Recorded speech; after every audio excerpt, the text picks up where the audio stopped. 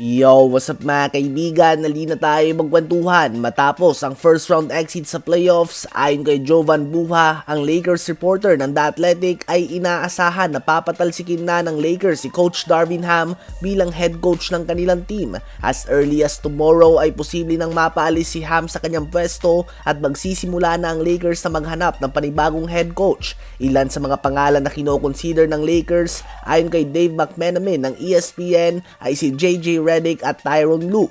Both former players at malapit kay LeBron James. Si Ty Lue ay former coach ni LeBron at kasama niya na magkampiyon noong 2016 sa Cleveland Cavaliers. Si Ty Lue ay nasa huling taon na ng kanyang kontrata sa Clippers at kung sakaling mapauwi nga ang Clippers sa first round ng playoffs ay inaasahan na tapos na siya dito at nakaabang na sa kanya ang Lakers. Kay JJ Redick naman ay nakikita nga natin ang pagkakaintindihan nila sa usapang basketball na LeBron sa kanilang podcast. Isa pang pangalan na lumulutang sa mga rumors ngayon ay si Rajon Rondo. Ito nga ay matagal nang hinihiling ng mga fans dahil alam ng lahat ng kanyang mataas sa basketball IQ.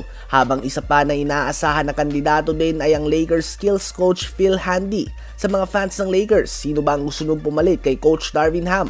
Ngayon ay tumungo naman tayo sa Game 6 ng Milwaukee Bucks at ng Indiana Pacers. Still no Giannis Antetokounmpo, ngunit nagbabalik nga si Damian Lillard sa game na ito. Natapos ang first half na hawak ng Pacers ang 12-point lead sa score na 59-47. Hirap nga ang Bucks sa pigilan si Haliburton na agad na nagtala ng 15 points at malaki din ang 8 points and 6 assists si TJ McConnell off the bench.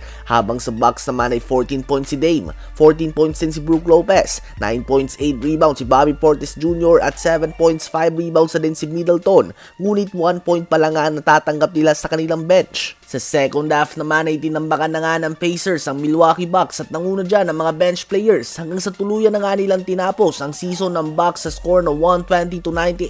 21 points 8 rebounds si Obi Toppin, 20 points 9 assists 4 steals si TJ McConnell, 19.7 rebounds si Pascal Siakam, 17 points 10 assists si Tyrese Haliburton, 15 points si Nesmith at 14 points naman kay Nembhard. Dahil dyan ay aabante na nga sa next round ng playoffs ang Indiana Pacers for the first time since 2014 at sa magkasunod na taon naman ay magtatapos sa first round ng playoffs ang season ng Milwaukee Bucks since championship year nga nila ay hindi pa sila nakakabalik ng East Finals. Habang action-packed naman ang Game 6 ng Philadelphia 76ers at New York Knicks, lumamang na ng 22 points ang Knicks sa pangunguna ng Nova Boys sa first quarter. Ganun ba man natapos nga ang first half na hawak na ng Sixers ang 3-point lead sa score na 54-51. 17 points 8 rebounds si Embiid at 17 points on 5 of 7 shooting sa 3-point line si Buddy Hield.